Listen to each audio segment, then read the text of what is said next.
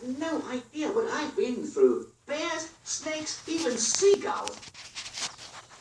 But that was all that happened. Now they were bursting with joy because finally they were back together.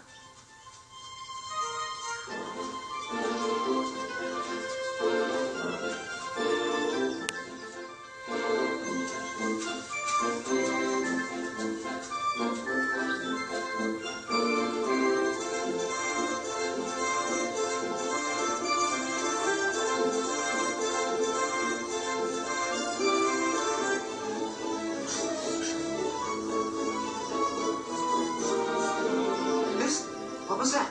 Otis said. They ran to the cat cries, and Milo was suddenly breathless. Hello, I'm Joyce. Joyce? Joyce! Joyce and Milo seemed to get friendlier and friendlier.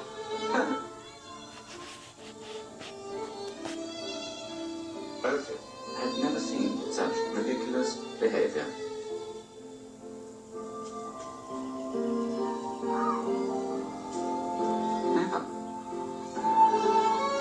Joyce, come back with me to my farm. I don't know. The farm isn't exactly my lifestyle. Oh, you'll love it, Milo said. They'll all love you.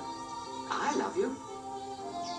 Joyce finally said yes, and 3 travelers began the journey back to the farm.